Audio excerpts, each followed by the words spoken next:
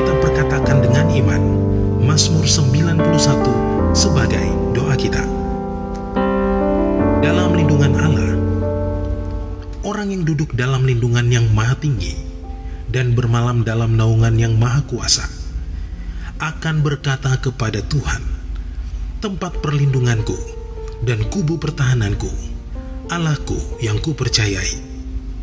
Sungguh, dialah yang akan melepaskan engkau dari jerat penangkap burung, dari penyakit sampar yang busuk. Dengan kepaknya ia akan menudungi engkau. Di bawah sayapnya engkau akan berlindung.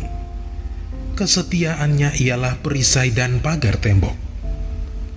Engkau tak usah takut terhadap kedahsyatan malam, terhadap panah yang terbang di waktu siang, terhadap penyakit sampar yang berjalan di dalam gelap, terhadap penyakit menular yang mengamuk di waktu petang.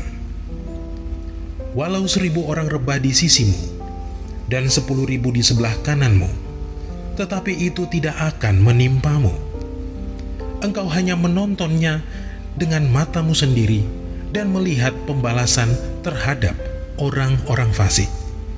Sebab Tuhan ialah tempat perlindunganmu, yang maha tinggi telah kau buat tempat perteduhanmu. Malapetaka tidak akan menimpa kamu, dan tulah tidak akan mendekat kepada kemahmu. Sebab malaikat-malaikatnya akan diperintahkannya kepadamu untuk menjaga engkau di segala jalanmu. Mereka akan menatang engkau di atas tangannya, supaya kakimu jangan terantuk kepada batu. Singa dan ular tedung akan kau langkahi. Engkau akan menginjak anak singa dan ular naga. Sungguh, hatinya melekat kepadaku, maka aku akan meluputkannya. Aku akan membentenginya, sebab ia mengenal namaku. Bila ia berseru kepadaku, aku akan menjawab. Aku akan menyertai dia dalam kesesakan.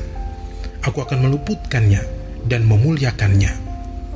Dengan panjang umur akan kukenyangkan dia, dan akan kuperlihatkan kepadanya keselamatan daripadaku. Shalom saudara. Salah satu arti dari Pentakosta ketiga adalah kebangkitan generasi Yeremia, yaitu anak-anak muda yang dipenuhi Roh Kudus, cinta mati-matian kepada Tuhan Yesus, tidak kompromi terhadap dosa, dan akan bergerak untuk memenangkan jiwa. Nah saudara, kebangkitan generasi Yeremia tidak hanya ditunggu secara pasif, tetapi harus dikerjakan secara aktif di komunitas lokal kita masing-masing. Ketimbang menunggu untuk sebuah ledakan besar, cara kerja kerajaan Allah itu dimulai dari benih yang kecil dan pelan-pelan akan bertumbuh. Tuhan Yesus memberikan kita sebuah perumpamaan dalam Matius 13 ayat 24-25 yang berkata, hal kerajaan sorga itu seumpama orang yang menaburkan benih yang baik di ladangnya. Tetapi pada waktu semua orang tidur, datanglah musuhnya menaburkan benih lalang di antara gandum itu, lalu pergi. Dari ayat ini, kita melihat cara kerja kerajaan Allah dan cara kerja iblis. Tuhan menabur benih yang baik dan itu akan bertumbuh. Tetapi iblis juga tidak tinggal diam. Iblis bekerja dengan menaburkan benih yang jahat yang diilustrasikan oleh lalang sebagai kontra dari benih yang baik yang diilustrasikan oleh gandum. Dengan demikian, dapat kita katakan bahwa di era Pentakosta ketiga ini, ketika Tuhan menabur benih yang baik, yaitu kebangkitan generasi Yeremia, maka iblis akan juga menaburkan benih yang buruk untuk menghancurkan rencana Tuhan atas generasi ini. Berdasarkan lensa pemahaman Matius 13 ayat 24-25 terkait prinsip kerja si iblis, maka kita akan mengerti bahwa kalau hari-hari ini kita melihat iblis secara gencar menaburkan benih yang tidak baik kepada generasi muda, sehingga mengakibatkan anak-anak muda terjerumus dalam kehidupan yang berdosa atau yang sangat bertolak belakang dengan karakteristik generasi Yeremia, itu artinya iblis mengetahui bahwa Tuhan sedang mengerjakan sesuatu yang dahsyat. Tuhan sedang menabur benih yang baik, yakni kebangkitan generasi Yeremia. Sekarang, pertanyaannya bagi generasi Yeremia adalah, di manakah posisi kita sekarang? Apakah hidup kita lebih condong mengikuti arus dunia atau Tuhan? Arus dunia bisa berbicara mengenai budaya, norma, tren, dan ideal-ideal yang duniawi. Tapi sebagai orang percaya, kita diingatkan untuk memikirkan perkara-perkara yang di atas dan bukan yang di bumi. Seperti yang sering disampaikan oleh gembala sidang kita, perkara yang di bumi berbicara tentang hidup yang duniawi, yang dinyatakan dalam rupa perintah, peraturan, dan ajaran yang tidak membawa seseorang kepada pengenalan akan Kristus. Perkara yang di bumi juga berbicara tentang segala sesuatu yang berada dalam pikiran, perkataan, dan perbuatan yang merupakan sifat manusia lama sehingga bertentangan dengan kehendak Allah. Tetapi sesuai Roma 12 ayat 2, generasi Yeremia harus berubah oleh pembaharuan budi supaya dapat membedakan mana kehendak Allah yang baik dan yang berkenan kepadanya. Sebaliknya, kehidupan kita seharusnya ada di dalam Tuhan sepenuhnya. Ini berarti bahwa kita hidup mengikuti prinsip, ideal, dan standarnya Tuhan, dan bukan yang lain. Dengan kata lain, kita diminta untuk lebih lagi memikirkan perkara-perkara yang di atas. Dan juga seperti yang disampaikan oleh gembala sidang kita, memikirkan perkara-perkara yang di atas berarti bahwa kita harus menilai, mempertimbangkan, dan memikirkan segala sesuatu dari sudut pandang kekekalan dan sorga. Dan kita juga harus berpikir dan bertindak sesuai dengan pikiran dan tindakan Kristus. Jadi di manakah posisi hidup kalian sekarang? Dan apa yang kalian tunggu? Untuk itu ada 2 langkah utama yang harus diambil oleh generasi Yeremia. Dan yang pertama adalah mengambil komitmen pribadi. Bangunlah kedalaman rohani. Gunakanlah waktu di masa muda kalian untuk membentuk spiritualitas, mentalitas, karakter, serta pengetahuan dan keahlian. Dan prosesnya memang tidak mudah, namun bukanlah hal yang mustahil. Mintalah pertolongan Roh Kudus dan beri dirimu untuk dimuridkan, dimentoring oleh kakak-kakak rohani, dan bergabunglah dalam komunitas rohani yang sehat. Yang kedua adalah menjangkau keluar, yaitu bergerak untuk memenangkan jiwa-jiwa sebagaimana diperintahkan kepada kita oleh Tuhan melalui amanat agung dalam Matius 28 ayat 19-20. Jadi apalagi yang ditunggu? Jangan sampai yang ditunggu adalah kesiapan diri kita, sementara diri kita tidak melakukan apa-apa, tidak memiliki kerinduan untuk dipenuhi dengan Roh Kudus, tidak ada gairah untuk cinta mati-matian kepada Tuhan Yesus, dan belum rela untuk melepaskan kompromi dengan dosa yang tentunya menghasilkan kenikmatan bagi kedagingan. Hal ini dapat diumpamakan seperti kita berada di dalam mobil dan mengharapkan untuk tiba di tempat tujuan, tetapi tidak menghidupkan atau menjalankan mobil tersebut. Nubuatan telah disampaikan. Janji Tuhan tentang kebangkitan generasi Yeremia telah dinyatakan. Tetapi kitalah yang harus mengambil keputusan untuk bangkit dan untuk bergerak. Untuk itu, ini adalah saatnya untuk meresponi panggilan Tuhan dan untuk menggenapi rencananya atas generasi Yeremia dan atas umatnya. Saudara, untuk penjelasan lebih lengkapnya dari tim teologi kami, silahkan buka link yang ada di atas atau scan QR Code yang tersedia. Salam integritas dan Tuhan Yesus memberkati.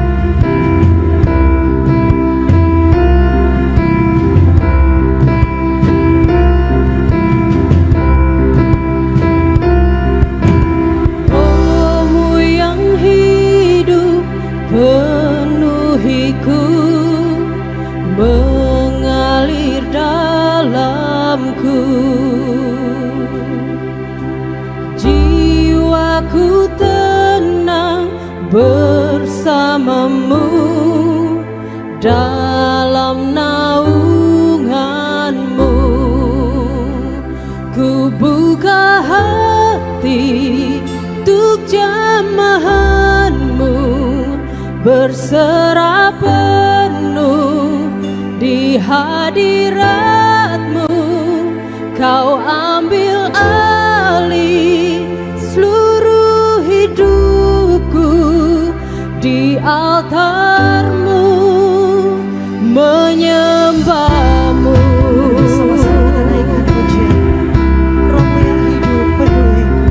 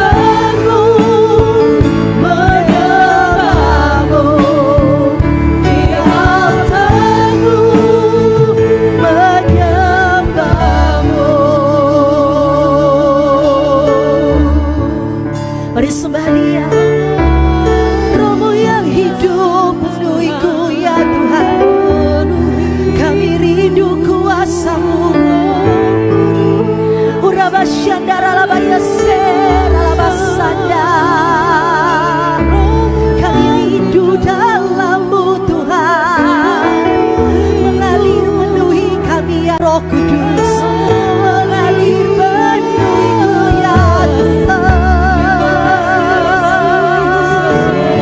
Yesus.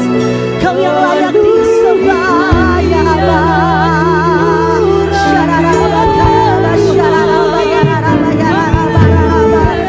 Penuhi kami ya Tuhan dengan Roh-Mu. Kami rindu kuasa-Mu, curahkanlah Tuhan.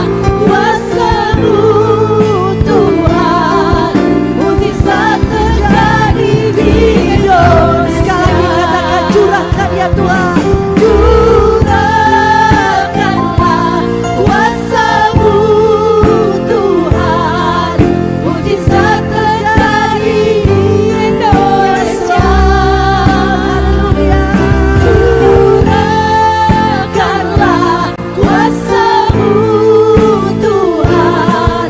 Mujizat terjadi sekarang ini, sekarang ini. Mujizat terjadi sekarang ini. Terima mujizat Tuhan, katakan mujizat terjadi sekarang ini. Haleluya. Oh, kami terima kuasa-Mu Tuhan. Haleluya.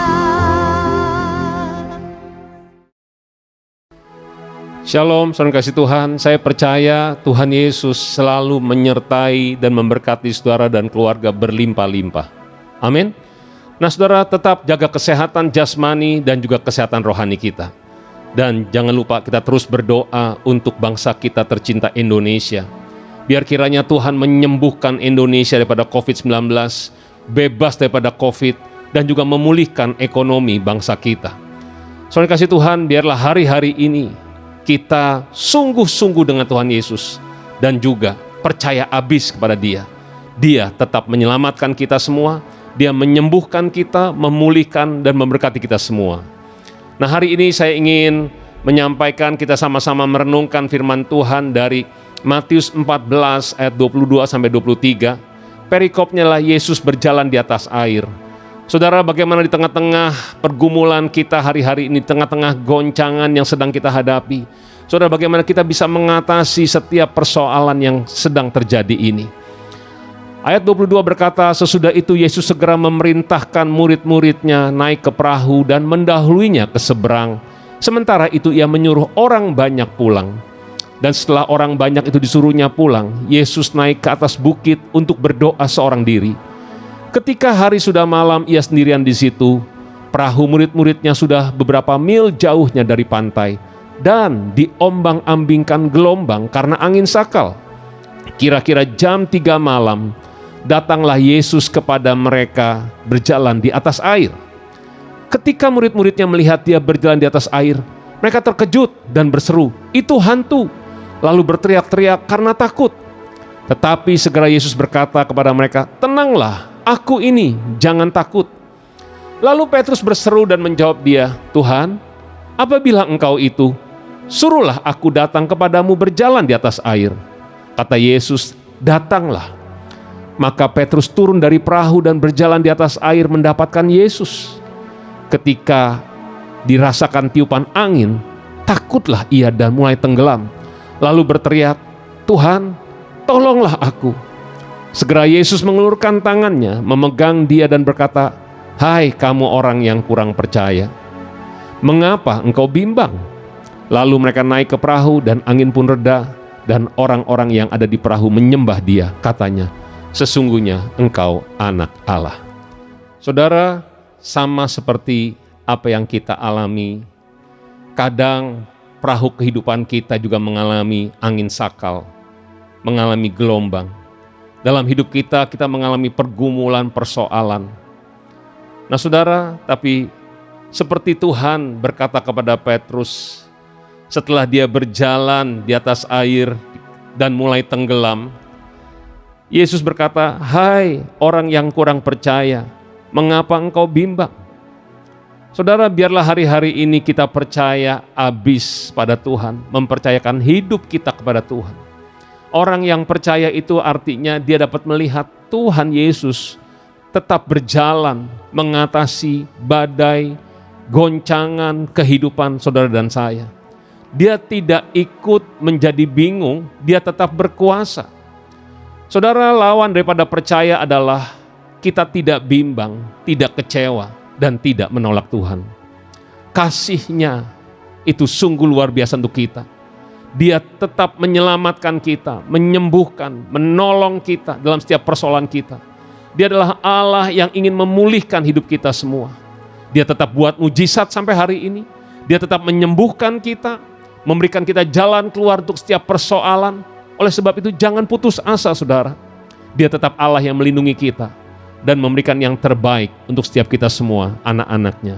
Yang percaya katakan amin. Saudara, biarlah kita percaya habis pada Tuhan. Sebab hidup kita ini hidup karena percaya pada Yesus. bukan karena melihat apa yang di depan. Kita hidup karena setiap firman yang keluar pada mulut Allah untuk saudara dan saya. Saudara, kita juga harus melakukan di tengah-tengah pergumulan hidup kita ini. Mari kita mencari Tuhan. Mencari Tuhan. Waktu kita datang kepada Tuhan, kita bukan hanya datang untuk minta dan minta dan minta, saudara. Tapi mencari wajah Tuhan. Saudara, berdoa sampai kita mengalami Tuhan, mengalami hadirat Tuhan di rumah kita masing-masing. Yesaya 55 ayat 6 berkata, carilah Tuhan selama ia berkenan ditemui. Berserulah kepadanya selama ia dekat. Saudara, ini perintah Tuhan kepada kita. Carilah Tuhan. Carilah wajahnya selama ia berkenan ditemui. Dan berserulah kepada dia selama ia dekat dengan kita. Saudara, biarlah kita menjadi orang yang sungguh-sungguh mencari dia. Kenapa, saudara? Karena orang yang sungguh-sungguh mencari Tuhan, Tuhan akan memberikan upah kepada kita. Kalau kita berpaling pada Allah, kita percaya pada Tuhan, saudara, kita harus sungguh-sungguh percaya bahwa Allah itu ada. Amin. Nah, saudara, kalau kita mencari Tuhan, sungguh-sungguh terhadap dia, apa yang terjadi, saudara? Dia juga akan melimpahkan kekuatannya kepada saudara dan saya. Mata Tuhan menjelajah ke seluruh bumi untuk melimpahkan kekuatannya kepada saudara dan saya yang bersungguh hati terhadap dia. Saudara, waktu Petrus melihat Yesus berjalan di atas air, saudara, dia mulai berkata, kalau engkau itu Tuhan, suruh saya juga jalan di atas air. Saudara, dan apa yang terjadi? Tuhan berfirman kepada Petrus, datanglah. Petrus mulai bergerak mentaati firman Tuhan karena dia percaya. Nah, saudara kasih Tuhan, saudara dan saya perlu mendengar suara Tuhan. Perkatakan firman Tuhan dan lakukan firman Tuhan. Kenapa, saudara? Karena firman Tuhan itu adalah pelita bagi kaki kita dan terang bagi jalan kita. Mungkin di tengah-tengah pergumulan, persoalan hidup kita, kita bingung mesti buat apa. Kita mungkin sudah coba segala cara, tapi biarlah kita tenangkan hati kita. Tenangkan diri kita dan coba dengar suara Tuhan. Dan waktu Tuhan memberikan firman-Nya, percayalah, lakukanlah, dan perkatakan firman Tuhan itu. Maka apa yang dia sampaikan pasti akan terjadi. Mungkin ada yang nanya begini, tapi Ben, bagaimana saya mendengar suara Tuhan? Bagaimana saya supaya bisa peka dengan Tuhan? Saudara, sangat mudah untuk kita bisa mendengar suara Tuhan. Saudara, harus baca Alkitab.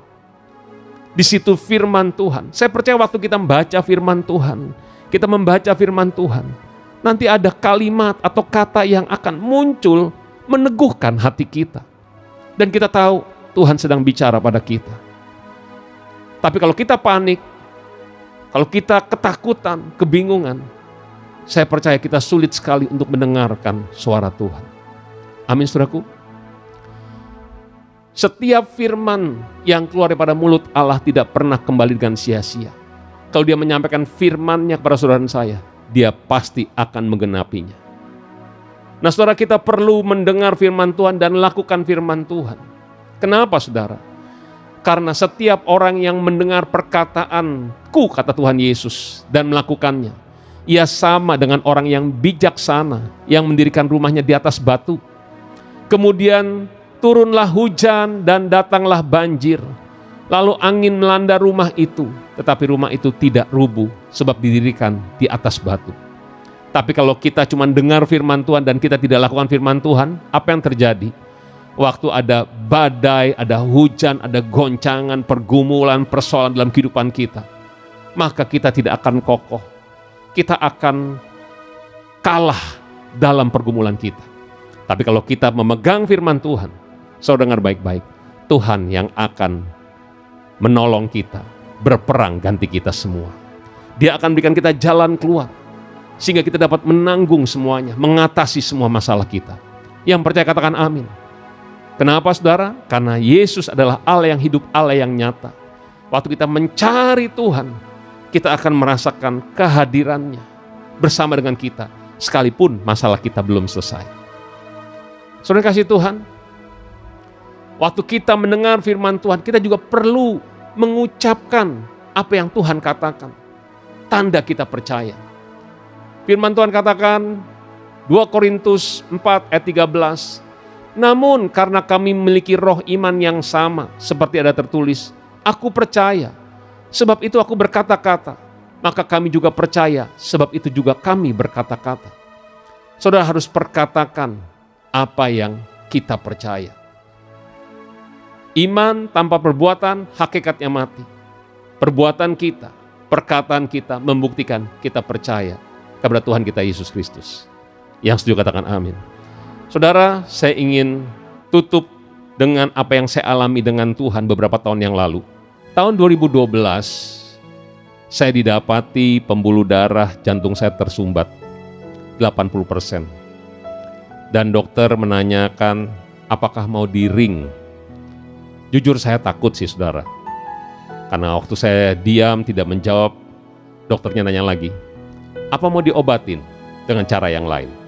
Saya bilang bisa dok, tanpa di ring. Ya bisa katanya. Tapi kamu harus ikuti aturan mainnya, pantangan-pantangan yang kamu harus taati semuanya.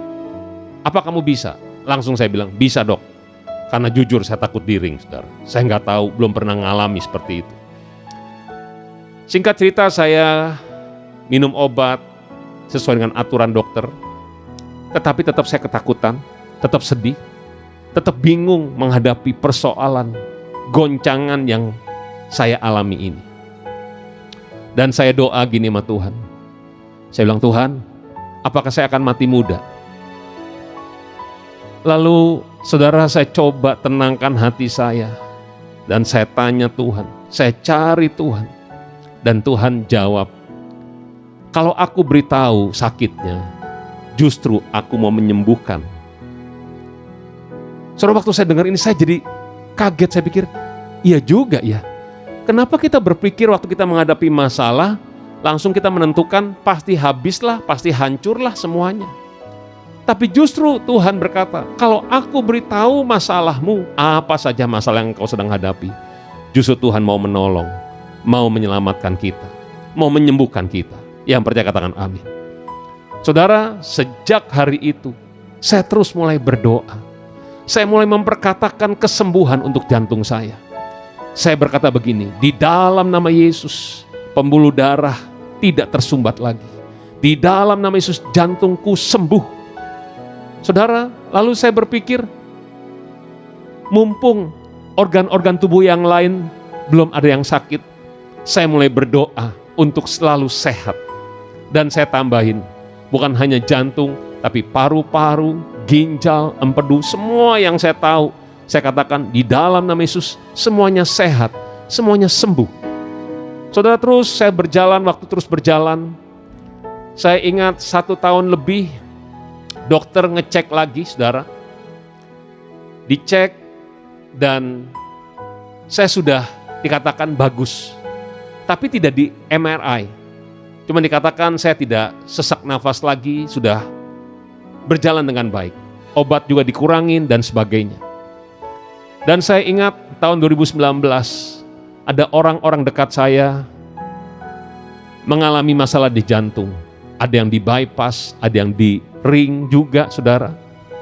Dan saat itu saya berpikir, waduh, saya kayaknya harus cek. Karena bagaimana dengan kondisi jantung saya? Karena kan saya cuma dinyatakan oleh dokter, sudah tidak apa-apa. Jadi saya ingat tahun 2019, saya tuh CT scan jantung, saudara. Di dokter yang beda, di rumah sakit yang beda. Sebelum CT scan, saya datang ke dokternya, saya kasih lihat hasil MRI yang lalu, yang 80% tersumbat, ada 2 saluran. Dokter ini berkata begini pada saya, bertanya, Anda sudah di ring kan? Saya bilang, belum dok. Wah, dokternya kaget, loh belum di ring? Lalu diapain? Ya cuma diobatin. Oke, kalau gitu besok langsung CT scan katanya. Langsung di CT scan, besoknya diproses semuanya. Setelah selesai hasilnya, saya kembali datang kepada dokter itu. Dan dokter itu memeriksa, dilihat semua hasilnya. Dan dia katakan begini, lihat hasil pembuluh darahnya itu, dikatakan dari 80% cuman tinggal sisa 20%. Dan dia katakan, ini mah gak perlu di ring, apalagi di bypass. Yang penting Anda harus jaga terus seperti ini. Haleluya. Saudara, apa yang Tuhan katakan, kalau kita percaya, itu pasti akan terjadi. Mari hari ini, saya ingin mengajak semua saudara yang menyaksikan, kita cari Tuhan. Pejamkan matamu dan mulai katakan, Tuhan, jamah aku sekarang. Saya percaya Tuhan akan menjamah saudara di rumah masing-masing. Ku cari wajah-Mu, temukan kasih-Mu. Kau bukan Tuhan yang jauh dariku.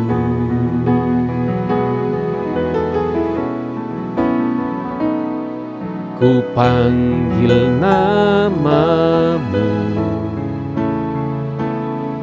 ku dengar jawab-Mu. Kau Tuhan yang selalu dengar seruan hatiku. Sungguh indah Kau Tuhan, penuh kasih dan sayang. Kau tempat penghiburan bagi setiap hati yang terluka. Sungguh indah Kau Tuhan, menara perlindungan. Kau sumber kekuatan bagi semua orang yang membutuhkan. Saudara, saya tidak tahu keadaan saudara hari ini, tapi ada berapa banyak daripada saudara engkau sedang mengalami pergumulan, persoalan, baik itu kesehatan, mungkin itu keuangan, mungkin itu keluarga, pekerjaan. Mari datang kepada Yesus, cari wajahnya Tuhan dan kekuatannya. Dia tidak pernah menolak saudara dan saya. Mari saat ini mulai berdoa, panggil Yesus. Katakan, Yesus, tolong aku. Tuhan, dengar doa setiap anak-anak-Mu saat ini. Jamah mereka ya Tuhan. Pulihkan ya Tuhan setiap keluarga yang ada. Pulihkan setiap jiwa kami ya Tuhan. Terima kasih banyak Tuhan. Tuhan, pulihkan keuangan daripada anak-anak-Mu ya Tuhan. Berkati yang bekerja Tuhan. Berkati Tuhan yang sedang mencari pekerjaan. Tuhan, berikan Tuhan. Buat mujizat-Mu Tuhan di tengah-tengah goncangan ini. Buat mujizat-Mu di tengah-tengah pergumulan ini Tuhan. Tuhan, terima kasih. Engkau memulihkan Tuhan setiap hubungan suami, istri, orang tua dan anak. Tuhan, pulihkan. Tuhan, terima kasih banyak. Mari saudara yang sakit saat ini, mari mulai berdoa. Mari kita perkatakan kesembuhan untuk diri saudara masing-masing. Seperti apa yang saya lakukan beberapa tahun yang lalu. Mari katakan, di dalam nama Yesus, jantungmu disembuhkan, paru-parumu disembuhkan, ginjalmu disembuhkan, empedu, pankreas, levermu disembuhkan di dalam nama Yesus. Autoimun disembuhkan, stroke disembuhkan, cancer, tumor disembuhkan dalam nama Yesus. Hilang semuanya. Tiroid sembuh dalam nama Yesus. Semua penyakit apapun disembuhkan. Matamu, telingamu sembuh dalam nama Yesus. Persendian di tangan, di kaki sembuh dalam nama Yesus. Syaraf kejepitmu disembuhkan dalam nama Yesus. Semua sakit apapun sembuh dalam nama Yesus. Kami berdoa khusus Tuhan, mereka yang terpapar COVID-19, Tuhan jamah saat ini. Di dalam nama Yesus jadilah sembuh. sehat semua kembali dalam nama Yesus. Terima kasih Tuhan. Terima kasih Tuhan Yesus. Terima kasih Tuhan, Engkau menjamah setiap kami semua. Terima kasih. Kami persembahkan setiap pujian, hormat, kemuliaan hanya untuk-Mu Tuhan Yesus. Dalam nama Tuhan Yesus kami telah berdoa dan mengucap syukur. Semua yang percaya sama-sama kita katakan, amin. Selamat hari Minggu, Tuhan Yesus memberkati saudara berlimpah-limpah.